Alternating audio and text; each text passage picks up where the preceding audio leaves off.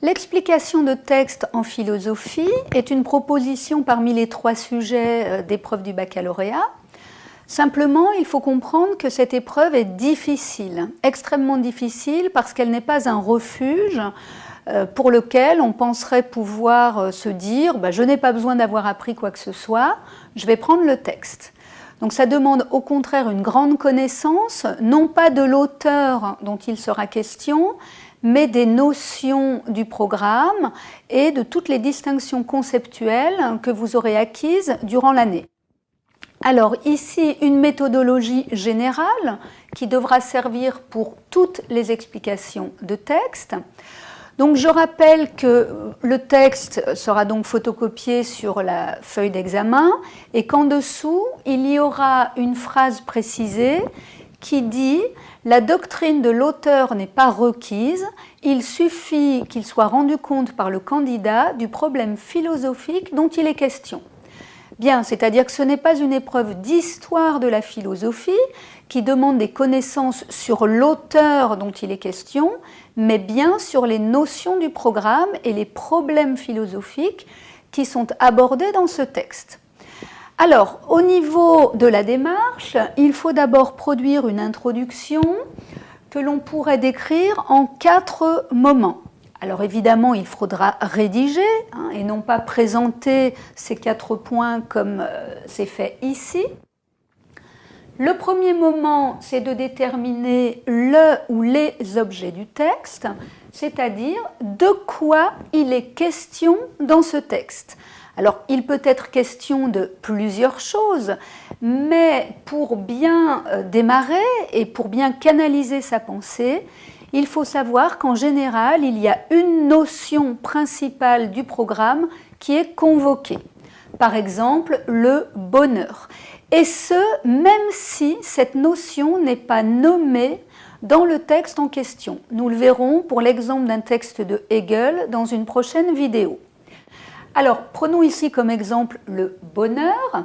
Eh bien, il faut faire apparaître immédiatement que dans ce texte, il est question du bonheur de façon principale.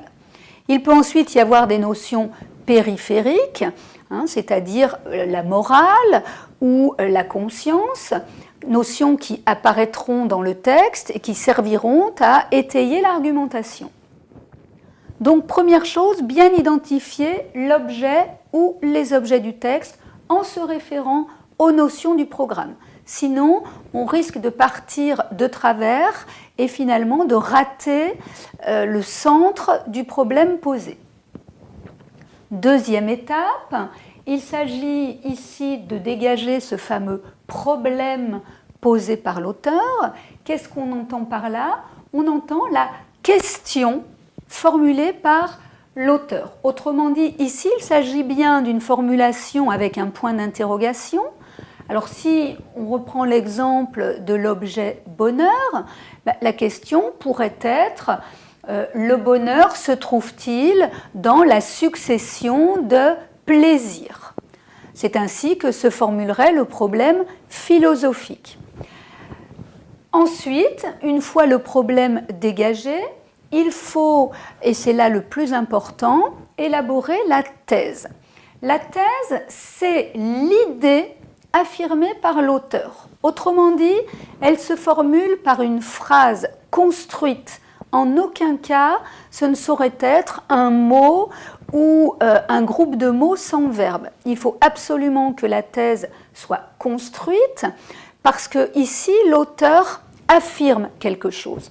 Pour reprendre l'exemple du bonheur, eh bien, on pourrait dire que la thèse pourrait se formuler comme suit. Le bonheur ne se tient pas dans une succession de plaisirs, mais au contraire dans la recherche d'idées rationnelles sans lesquelles aucun bonheur n'est possible.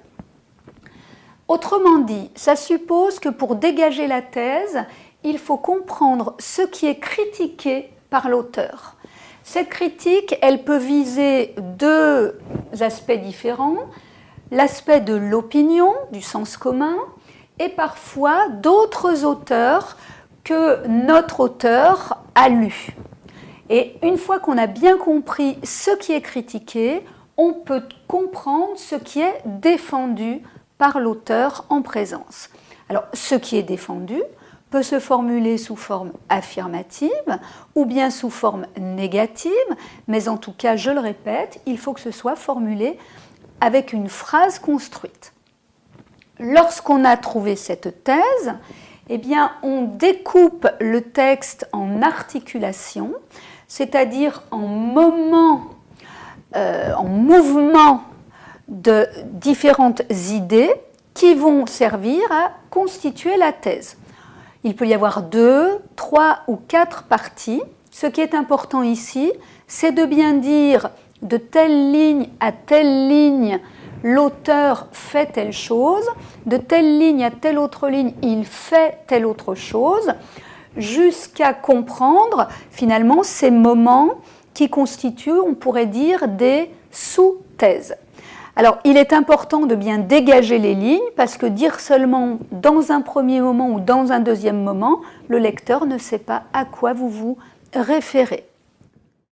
Alors, après cette introduction, qui, vous vous en rendez compte, constitue finalement la plus grande partie du travail, eh bien, il faudra produire un développement explicatif à partir des articulations dégagées en introduction. C'est-à-dire que s'il y a 2 parties dans le texte, il y aura 2 moments d'explication. S'il y a 3 parties, il y aura 3 moments.